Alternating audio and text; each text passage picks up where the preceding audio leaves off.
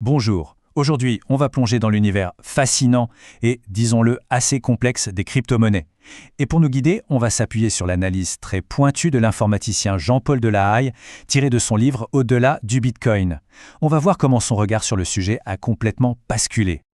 Et tout commence par là. Comme beaucoup d'entre nous, l'auteur a d'abord été complètement séduit, fasciné même, par la promesse du Bitcoin. Ce n'était pas un sceptique au départ, bien au contraire, c'était un fervent défenseur de cette technologie naissante. La grande question, c'est donc, mais qu'est-ce qu'il a bien pu découvrir en cours de route? Qu'est-ce qui a pu transformer cette fascination des débuts en une analyse beaucoup plus critique? C'est justement ce qu'on va décortiquer ensemble. Voilà notre plan de route. On va d'abord parler de cette idée d'une nouvelle forme d'argent. Ensuite, on va démystifier la fameuse blockchain. Puis, on s'attaquera au gros morceau, la controverse énergétique. On regardera aussi ce qui se passe au-delà de Bitcoin. Et pour finir, on se posera la question de l'avenir. Alors, c'était quoi, au juste, cette promesse de départ? Retournons en 2009, au moment de la naissance de Bitcoin, pour comprendre l'idée révolutionnaire qui se cachait derrière. L'idée de base, c'était de créer un système financier qui n'aurait besoin d'aucune autorité centrale. Fini le contrôle des banques ou des gouvernements sur la monnaie. C'était une réponse directe à la crise financière de 2008, une sorte de désir de reprendre le pouvoir. Très concrètement, le Bitcoin est un système d'argent liquide électronique qui fonctionne de personne à personne en pair à pair. Tout ça repose sur un réseau décentralisé, sans personne aux commandes.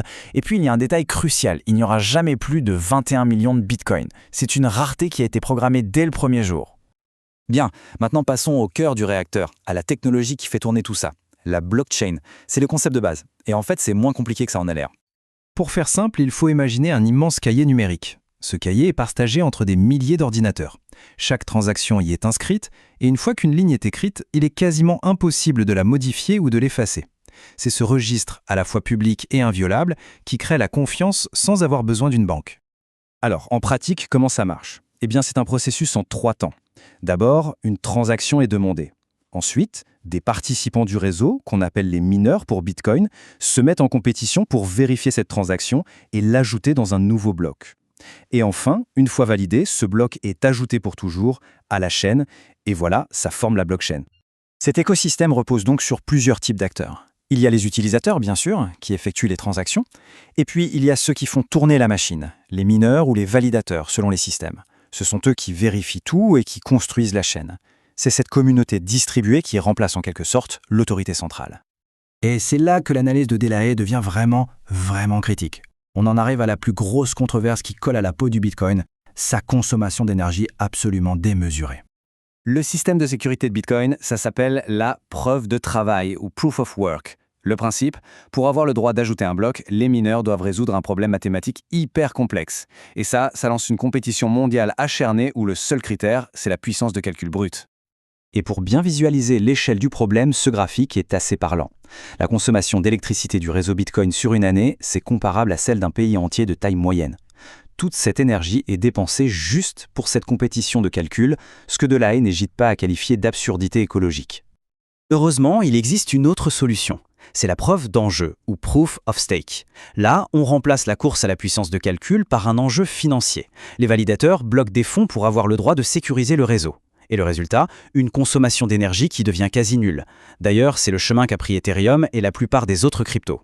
Il faut aussi sortir de l'ombre du Bitcoin, parce que c'est une autre idée clé du livre. Le monde de la crypto est bien plus vaste et il est en pleine ébullition. La deuxième grande révolution, c'est Ethereum, qui a apporté les contrats intelligents. Qu'est-ce que c'est? Ce sont simplement des programmes qui s'exécutent tout seuls sur la blockchain. Pensez à des contrats qui s'appliquent automatiquement, sans besoin d'avocat ou d'intermédiaire. Ça a ouvert la porte à des milliers d'applications décentralisées, de la finance décentralisée, la fameuse DeFi, jusqu'au NFT. Un autre concept super important, ce sont les stablecoins. Le gros problème des cryptos, c'est que leur valeur peut monter ou descendre de manière extrême. Les stablecoins ont été créés pour résoudre ça. Leur but est de garder une valeur stable. Comment? En étant tout simplement adossés à un actif bien réel, comme le dollar. Ils servent un peu de pont entre la crypto et la finance classique. Tout ça, ça nous amène à la dernière partie et à la question qui tue. Après avoir vu la promesse, la technologie, les controverses, qu'est-ce que l'avenir nous réserve vraiment? Révolution ou risque majeur? Le livre de Delahaye est très direct sur ce point. Les risques sont immenses. La volatilité des prix est délirante. Des plateformes d'échange se font pirater, des créateurs de projets partent avec la caisse dans ce qu'on appelle des exit scams, et puis une simple erreur de manipulation peut faire perdre ses fonds pour toujours, sans aucun recours. Mais alors, d'où vient la valeur de tout ça? C'est le point central de la réflexion. Contrairement à de l'or, qui a une valeur physique, la valeur d'une crypto-monnaie n'est pas du tout intrinsèque. Elle repose entièrement sur un consensus social et économique. Autrement dit, sa valeur dépend uniquement de la croyance collective qu'on place dans le système. On termine donc avec la grande question que pose le livre dans son épilogue. Est-ce qu'on est en face d'une révolution qui va bouleverser le monde ou simplement d'une technologie fascinante, mais qui porte en elle les graines de sa propre destruction? La question, pour l'instant, reste totalement ouverte.